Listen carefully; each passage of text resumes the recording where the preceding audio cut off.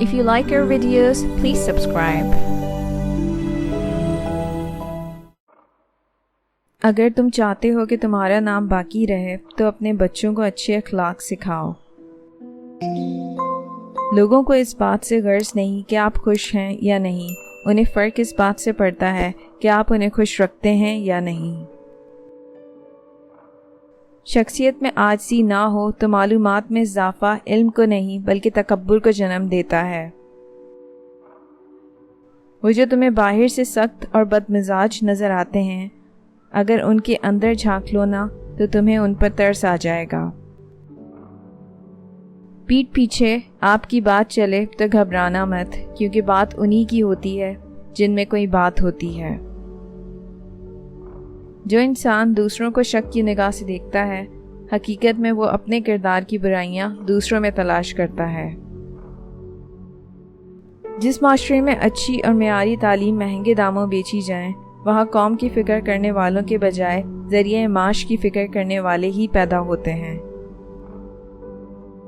پرانے لوگ سمجھدار تھے، تعلق سنبھالتے تھے، پھر لوگ پریکٹیکل ہو گئے، تعلق سے فائدے نکالنے لگ گئے۔ اب لوگ پروفیشنل ہیں، فائدہ ہو تو تعلق رکھتے ہیں۔ تمہارے نفس کی بہتری کے لیے اتنا کافی ہے کہ تم ان چیزوں سے دور ہو جاؤ جو تمہیں دوسروں میں نہیں پسند۔ مشکل وقت میں دوسروں کے کام آیا کرو، کیونکہ مشکل وقت سب پر آتا ہے، کسی کا صبر دیکھنے کے لیے اور کسی کا ضعف۔ زندگی کے جس مقام پر ہو اسے تسلیم کر لو، اور یہ بھی تسلیم کر لو کہ یہاں تم ہمیشہ نہیں رہو گے۔ بے شک جس دن تمہیں یہ پتہ لگ جائے کہ جو کام تمہاری مرضی سے نہیں ہوتے وہ تمہارے لیے کتنے بہتر ہوتے ہیں، اس دن تمہاری بے سکونی ختم ہو جائے گی۔